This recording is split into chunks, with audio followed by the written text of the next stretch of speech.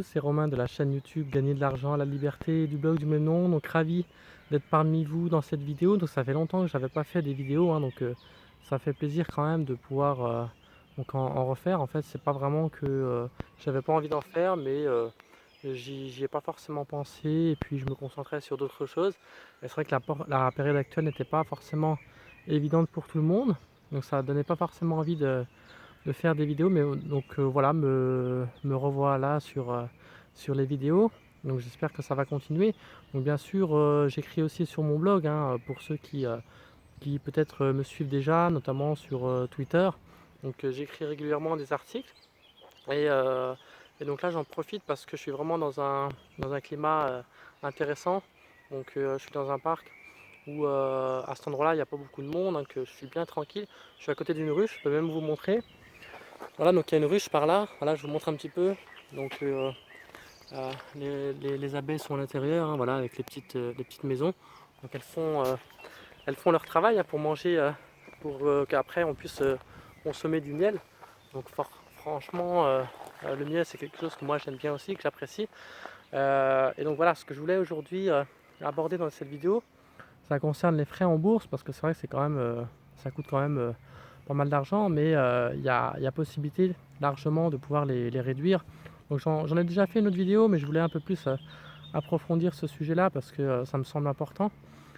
Déjà, bien sûr, il ne faut pas investir via votre banque parce que vous allez avoir des frais beaucoup plus importants, ni via un gestionnaire de compte parce que pareil, il va vous prendre des frais. Dès lors que vous passez par des intermédiaires euh, dont c'est pas forcément leur cœur de métier, ou alors qui sont en indépendant, bah forcément ça vous coûte plus cher que si vous passez par des courtiers en ligne, que sont par exemple Boursorama, Bourse Direct, DeGiro, Link, Interactive Broker.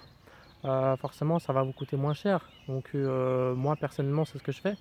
J'ai ouvert plusieurs comptes, notamment chez Bourse Direct, chez DeGiro également. Donc après, c'est à vous de comparer. Mais déjà, ça vous permettra, quand vous achetez des actions en bourse, de pouvoir avoir des frais beaucoup plus réduits.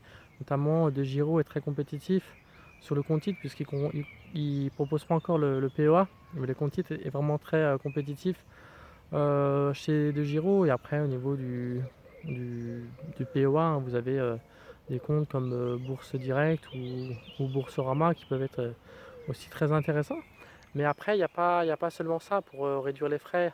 Notamment, il y a aussi le fait que si vous achetez des actions régulièrement ou si vous en achetez en quantité, mais en faisant un seul achat, forcément, ça ne sera pas le même montant. Donc, plus vous faites d'achats réguliers, plus vous allez payer des frais importants.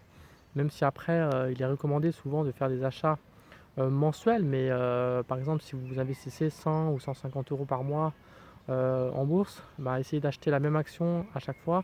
Donc par exemple, vous investissez 100 euros le mois 1 sur l'action Apple, après 100 euros la fois prochaine sur une autre action. Bien sûr, l'action Apple elle coûte un peu plus de 100 euros.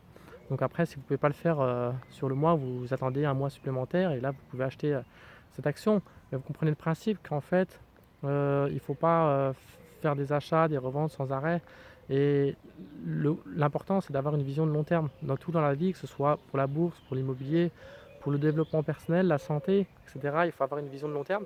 Je ferai sûrement une vidéo pour donner des exemples très concrets et comparer ce que c'est que la vision long terme avec la vision court terme. Mais ça en fait partie notamment. Et puis aussi, il y a quelque chose qui est important pour pouvoir réduire au maximum les frais, notamment sur un compte titre, c'est de faire attention parce que il y a la conversion.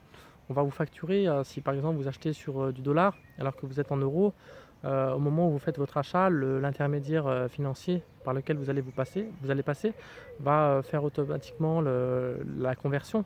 Et donc, il va vous facturer aussi des frais supplémentaires par rapport à ça, alors que vous pouvez faire vous-même la conversion, toujours via cet intermédiaire financier, mais en fait sur votre compte en euros que vous avez sur le compte le courtier en ligne, vous avez la possibilité, un onglet en fait où quand vous cliquez sur le compte en euros, vous pouvez convertir automatiquement en d'autres devises, que ce soit le dollar ou autre, au moment où avant même d'acheter une action.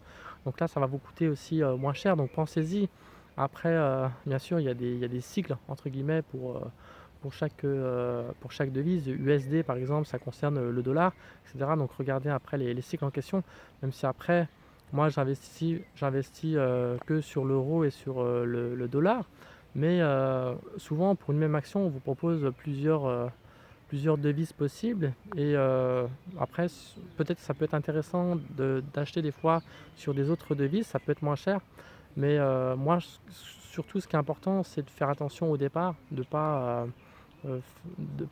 faire en sorte que l'intermédiaire convertisse lui-même, fasse la conversion lui-même, que ce soit plutôt vous qui le fassiez. Et grâce à ça, pareil, vous allez économiser de l'argent.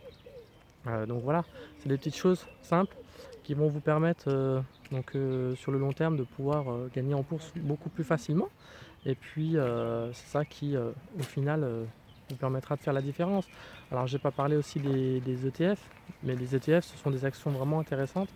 Vous en avez sur des PEA, vous avez dit sur des comptes titres. Et c'est ça qui est avantageux, c'est le fait que sur un PEA, vous avez la possibilité d'acheter un ensemble d'actions et ensuite de bénéficier également de la fiscalité très avantageuse du PEA. Donc vous avez par exemple donc le SP500 qui est intéressant à acheter. Donc moi personnellement c'est ce que j'ai fait, hein. J'ai acheté le SP500 sur mon PEA. Après vous pouvez l'acheter aussi sur le compte titre via Vanguard par exemple. Vanguard et SP500 ça peut être intéressant, mais je vous conseille surtout de l'acheter sur le PEA. Vous aurez de ce fait une fiscalité beaucoup plus intéressante. Donc voilà, c'est ce que je voulais partager aujourd'hui. Donc n'hésitez pas à liker la vidéo, à vous abonner, à me donner vos commentaires et puis également à cliquer sur la cloche, comme ça vous serez informé de toutes les vidéos qui vont paraître sur ma chaîne. Et puis n'hésitez pas également à aller consulter mon blog ainsi que ma page Facebook, Twitter ou Instagram, hein. Donc je vous mettrai les liens dans le bas de cette vidéo. Et puis donc je vous donne rendez-vous très prochainement pour de nouvelles vidéos donc, sur la chaîne Gagner de l'argent et la liberté. A très bientôt, ciao!